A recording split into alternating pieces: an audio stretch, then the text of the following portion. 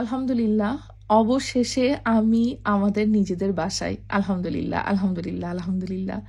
আসলে শরীরে এত ক্লান্তি, তারপরও দেখেন মুখে কত হাসি। আমার মনে হয় প্রতিটা মেয়ে তার নিজের সংসারে রিলেট করতে পারবে। সংসারটাকে নিজের হাতে গোছানোটা কতটা একটা শান্তির বিষয়। তবে আমাদের বাসা শিফট করতে কিন্তু বেশ ঝামেলা পোহাতে হয়েছে। এখন আমাদের পুরনো বাসায় রাত হয়ে গেছে, আসছে এখন আমাদের মুভার্সের যে ভ্যান। আমাদের কিন্তু বাসা শিফট করার জন্য মুভার্সের ভ্যান আসার কথা ছিল গতকাল, সেটা তো সামহাও ক্যান্সেল হয়েছে এবং আমাদের সাথে কথাও হয়েছিল অবশ্য। আজকে আসার কথা ছিল সকাল 11টায়, কিন্তু ওনারা কোনো ট্রিপ দেওয়ার জন্য ইউকের বেশ দূরে কোনো একটা সিটিতে গিয়েছিলেন। সেখান থেকে ব্যাক করতে করতে ওনাদের বেজে গিয়েছিল সন্ধ্যা 7টা।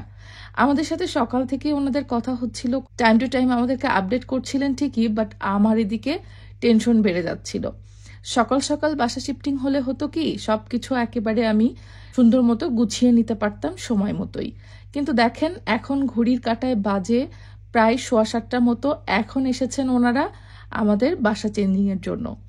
তো আমাদের হাতে যেহেতু এখনো 2 দিন টাইম আছে, হঠাৎ করে চিন্তা করছিলাম যে আচ্ছা ঠিক আছে, আজকে বাদই দিয়ে দিব, কালকে করব, এরকম কোনো কিছু। কিন্তু যেহেতু কালকে আবার এই বাসা ক্লিনিং এরও একটা কাজ লাগবে, সো আমাদের হাতে একটা দিন এক্সট্রা রাখা ভালো। তাই আমরা সিদ্ধান্ত নিলাম রাত হলেও আজকেই যেন ওনারা আসে এবং আমাদের বাসা শিফটিং এর কাজ যেন যত রাতই হোক আজকেই হয়ে যায়। কি এই আস্তে আস্তে আস্তে আস্তে for me, and you will see my video of the house clothing.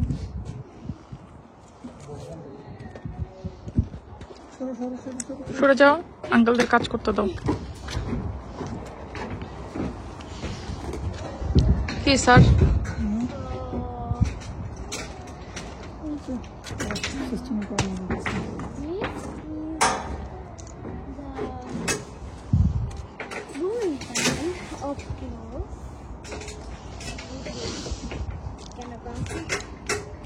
আর ওখানে কি ফেলা রাখছো যেগুলা?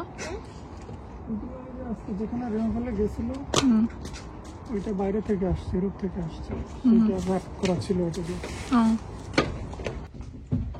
उठाओ और आराम से लाइट देखो ना ऊपर, लाइट अभी ऊपर ही है।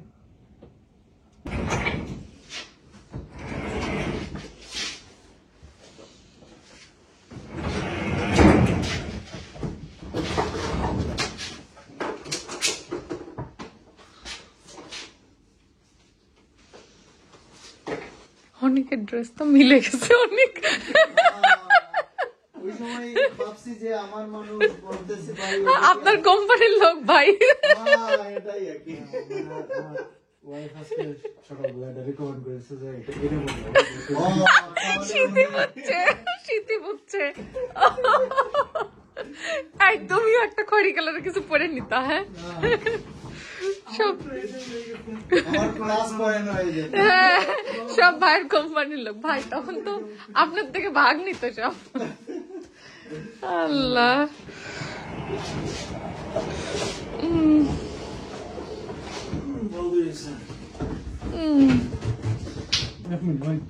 এখন নাই তোমার ভাই ফালাই একদিকে মুভার্সের ওনারা 3 জন এসেছেন, এসে বড় বড় ফার্নিচারগুলো সব ধরে ধরে গাড়িতে তুলছে। আরেকদিকে আমি আমার সংসারের যত ছোট খাটো খুঁটি নাটি নাট বল্টু আছে সব কিছু সব জায়গাকার এক একটা আলাদা করে বক্স করছি।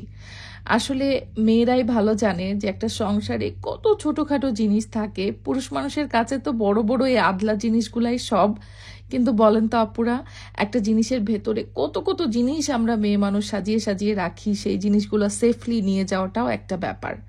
তবে টেনশনের যে বিষয়টা সেটা হচ্ছে, দেখেন বাইরের আবহাওয়া বেশ খারাপ হওয়া শুরু হয়েছে, মানে বৃষ্টি পড়া শুরু হয়েছে। বেশ খুব বেশি জোরে সোরে বৃষ্টি হচ্ছে না, কিন্তু গুড়ি গুড়ির থেকেও একটু বেশি বৃষ্টি হচ্ছে। আর সেই বৃষ্টিতে কিন্তু আমার ফার্নিচারগুলো অলরেডি ভিজিয়ে দিচ্ছে।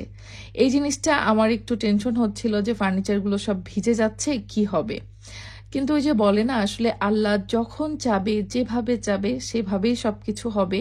ফার্নিচার ভিজছে জানি, ফার্নিচার ভিজলে কিন্তু নষ্টও হয়ে যায়, বাট তারপরও কিছুই করার নেই। এই যে দেখেন ফার্নিচারের কি অবস্থা, পড়ে পড়ে ভিজছে।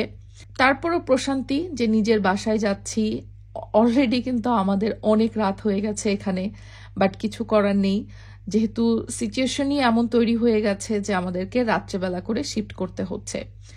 এই শিফটিং এর সময় অবশ্য সুজন এবং অনিককে কোনো কিছুই ধরতে হয়নি। ওনারা যে 3 জন এসেছিলেন খুব সুন্দর মতো ওনারা আমাদের জিনিসপত্রগুলো আমাদের বাসা পর্যন্ত পৌঁছে দিয়েছেন। আর টুকিটাকি ঘরের অন্যান্য যা জিনিস আছে সেগুলো সুজনের গাড়িতে করে আমরা শিফট করব। সুজনের গাড়িতে অবশ্য অনেক জিনিস চলে যায়, তবে বড় ফার্নিচারগুলো তো আর যাবে না, এই জন্য আমরা মুভার্স ভ্যানটা ঠিক করেছিলাম। বড় ফার্নিচারগুলো ওনারা আমাদেরকে শিফট করে দিবেন, বাদ বাকি ছোটখাটো জিনিস সুজনের গাড়িতে করেই যাবে। আদারওয়াইজ হতো কি, ওনাদের গাড়ি যদি আমরা 1 টিপের জায়গায় 2 টিপ 3 টিপ এরকম নিতাম তাহলে আমাদের চার্জও অনেক বেশি বেড়ে যেত। এর জন্য আমরা ওনাদেরকে শুধুমাত্র বড় ফার্নিচারগুলোর জন্যই হায়ার করেছিলাম। আর এই যে ছোট ছোট জিনিসগুলো আমি সব কার্টুন কার্টুন করে দিচ্ছি, যেগুলো সেজার পাপার গাড়িতে করে চলে যাচ্ছে।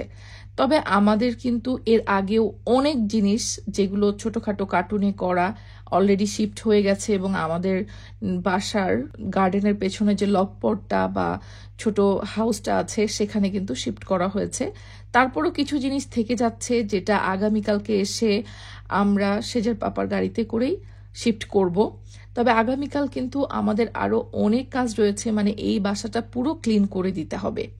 তো এখন আমরা রাত্রেবেলা যা যা নেওয়ার সবকিছু নিয়ে রওনা হচ্ছি একেবারে ফাইনালি আমাদের বাসার উদ্দেশ্যে। ওদিকে মুভার্সের গাড়ি চলে গেছে যেটাতে আমাদের ফার্নিচার গিয়েছে, আর এদিকে আমাদের গাড়িতে করে বাচ্চা কাচ্চাদেরকে নিয়ে আমরা রওনা হচ্ছি। আজকে থেকে আমাদের বাসাতেই ঘুমানো হবে, আর এই ভাড়া বাসাতে আসবো কালকে ক্লিনিং এর জন্য, কিন্তু এখানে আর ঘুমানো তো হবে না। তো যাই হোক, এই যে চলে আসছি আমরা আগেই মুভার্সের ভ্যানের। ওনারা একটু লেটে আসছেন, ওনারা নাকি রাতের খাবার খাবেন, এই জন্য অনেক দূর থেকে জার্নি করে ওনারা একটা ট্রিপ শেষ করে আমাদের এই কাজে এসেছিলেন। তো এই যে দেখেন আমাদের বাসা এখন সম্পূর্ণ রেডি ফার্নিচার ঢোকানোর জন্য।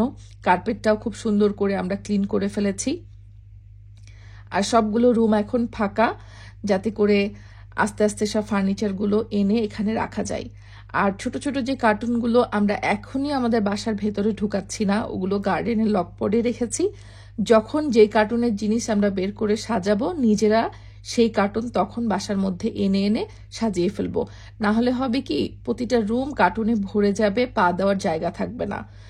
আর ফার্নিচারগুলো তো ওনারাই সেট করে দিবেন। অলরেডি আমাদের যে ওয়াল কেবিনেট, ডাইনিং টেবিল এগুলো চলে আসা শুরু হয়েছে।